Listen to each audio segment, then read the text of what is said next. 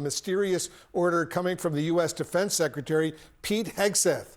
He has summoned hundreds of top U.S. generals and admirals to a meeting in Quantico, Virginia on Tuesday. The senior military officers will be coming from around the world, but no one seems to know why. None of the officers are admirals or generals. The White House is dismissing the intrigue. Listen. Well, I'll be there if they want me, but why is that such a big deal? I mean, the fact that we're getting along with the generals and admirals from all. Remember, I'm the president of peace. It's good to get along. It's good. You act like this is a bad thing. Isn't it nice that people are coming from all over the world to be with us? It's not particularly unusual that generals who report to the Secretary of War and then to the President of the United States are coming to speak with the Secretary of War. It's actually not unusual at all, and I think it's odd that you guys have made it into such a big story. One official joked that it's being called the General Squid Games, but not everyone is laughing. In May, Hegseth ordered the Defense Department to cut the number of four-star generals and admirals by at least 20%.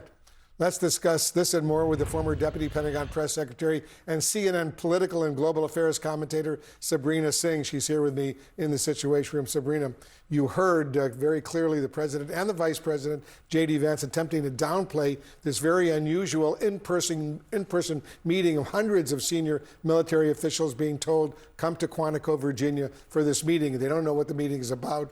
What's your reaction to this Hegseth order? Well, it's highly unusual. We've not seen through many secretaries of defense over the years, from Gates to Panetta under Secretary Austin, we've never seen a meeting like this convened. And what Hegseth is doing is basically pulling back from 1 to 4 stars. That's approximately 800 people all around the world from their different missions and combatant commands to Virginia for a meeting that no one knows what it's about.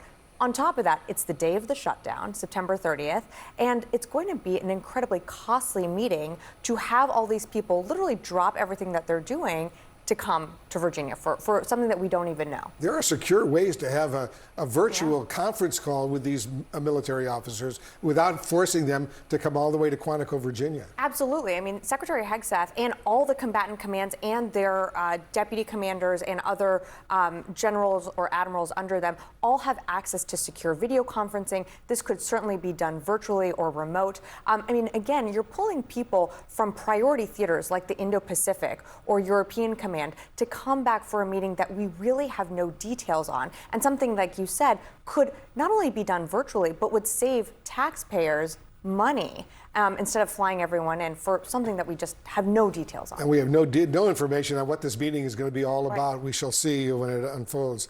On the same day that the meeting is supposed to take place in Quantico, a deadline is in place for Pentagon reporters to sign a pledge demanded by Secretary Hegseth, saying reporters with a Pentagon credential not obtain or use unauthorized material in their reporting, even if the information is totally unclassified, and reporters can lose their credentials and access to the Pentagon if they violate this. News agencies are gearing up for a major legal battle.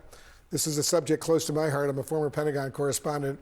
We're not supposed to be stenographers for the U.S. military. The only thing that they want, this current administration, is for reporters to report what's out there in formal public Pentagon press releases and not do any serious reporting on subjects that the Pentagon doesn't necessarily want the American people to know about. This is outrageous.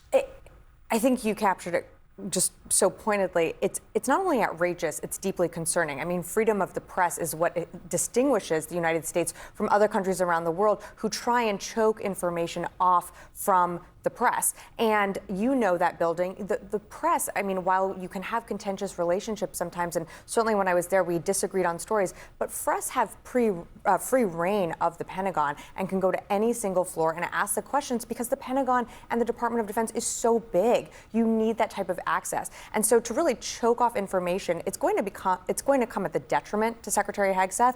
I don't think any news organization or serious reporter is going to sign this pledge, because at the end of the day, you're not going to be able to report just on information just given to you by the Pentagon. You know this, CNN has done incredible reporting and exposed stories to the public's eye, whether it was on Iraq and weapons of mass destruction to the withdrawal of Afghanistan. And we didn't always see eye to eye, but it's important that the public have the facts. Certainly important, and I don't think any serious journalist would ever sign a document like that promising to report only what the Pentagon says you can report publicly. It's really outrageous. All right, Sabrina, thank you very much for your service.